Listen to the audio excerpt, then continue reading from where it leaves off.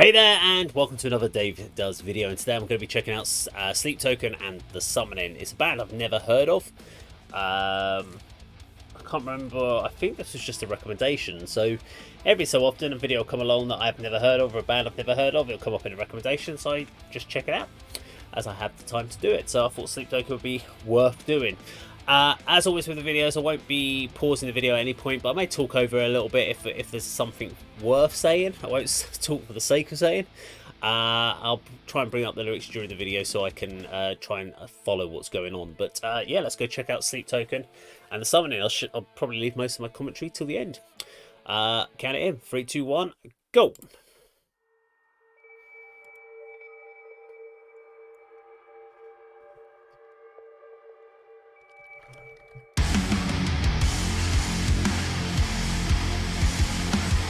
Go. Big, heavy, weighty bass there.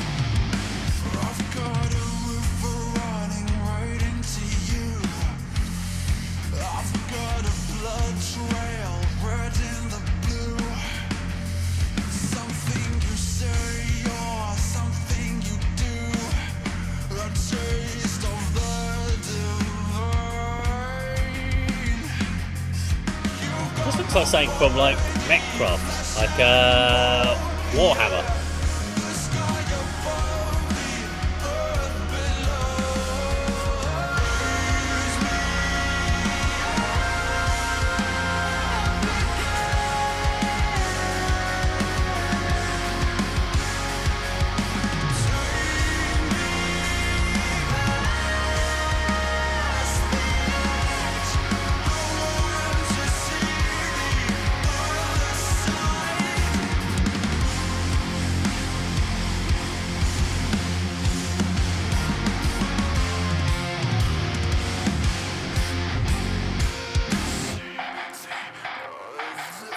I have to be honest, the video is very boring.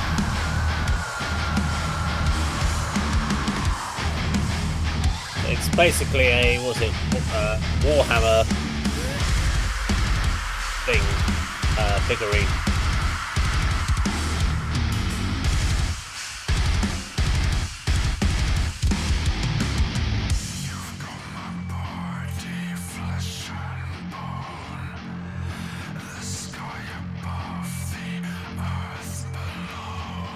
Get some lyrics on the screen so I can have a look at what's going on.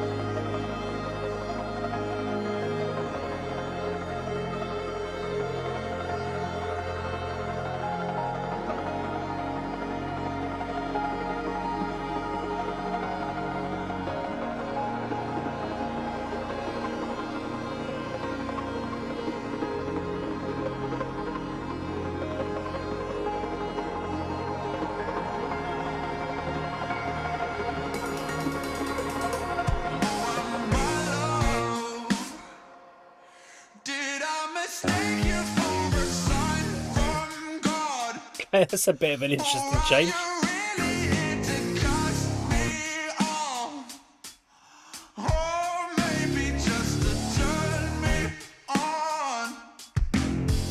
You're like funky, like hard rock elements now.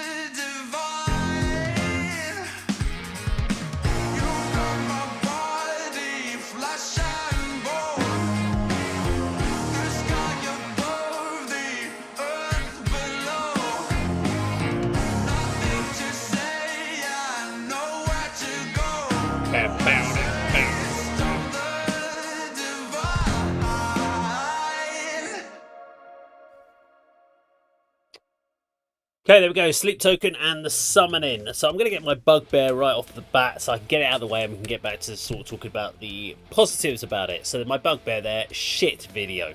Awful video. Video, they might as well have just done a lyric video because the video has no concept. It has no context. If there is a concept behind it, it doesn't reveal itself. It's a freaking monk, warhammer, whatever you want to call it, space marine type figurine, painted slightly differently, stuck on a pedestal and just keeps going around. It's shit. It's stupid. I'm sorry, it annoys me as a videographer myself who shoots music videos for bands. It's just pointless. It doesn't add anything. So that's my bugbear. Let's talk about the music though. So musically, my favourite part of the song was the last couple of minutes where it kind of just changed it up. Because before that it was quite,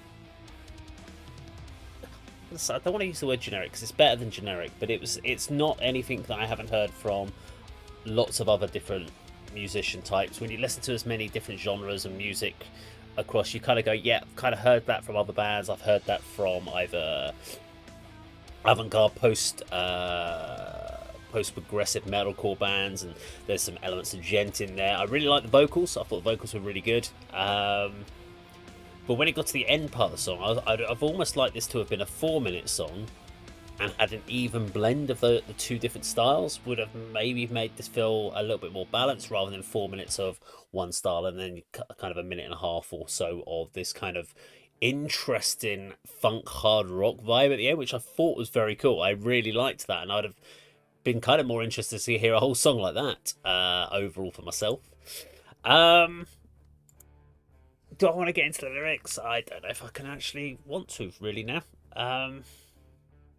Because let's talk about the band. Let's actually go to the band first. Sleep Token, a band never heard of, but apparently are a UK band, which is great. Yay! Yay up the UK!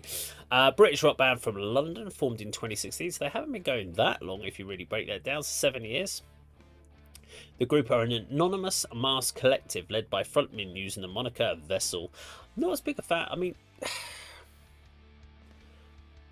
what's my thoughts around that? The only issue with doing like the masks and stuff is it gives you initially it gives you this visualization, which is great, but then you get the negativity of people then calling it a gimmick.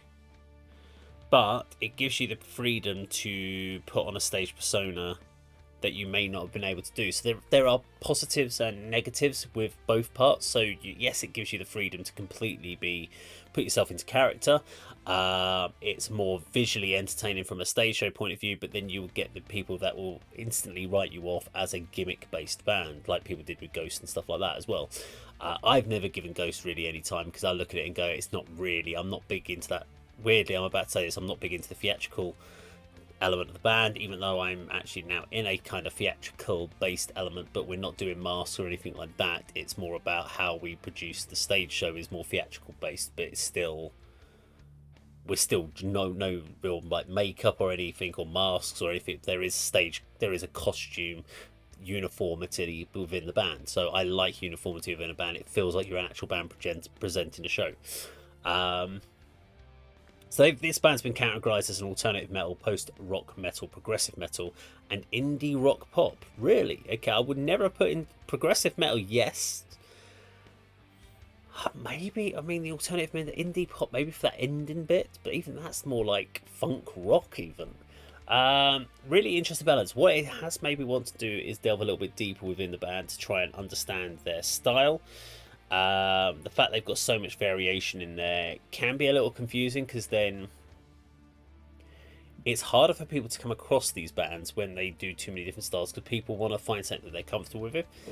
So like for instance, like the end part of that song, if the whole song was kind of like that, would be a band I'd be like, cool, yeah, I'll listen to this a lot. Whereas because the first part of that song, I'm like, nah, I'm a bit bored of that. I don't really like that sort of style, so I would give the song a pass overall and wouldn't check the band out that much more.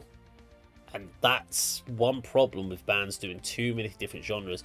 When you diversify your genre style and try to incorporate, and loads of bands do. I speak to bands a lot of the times on the ADK channel doing interviews with them, and when I ask them about genres, they're like, "Oh, we don't really put ourselves into any genre.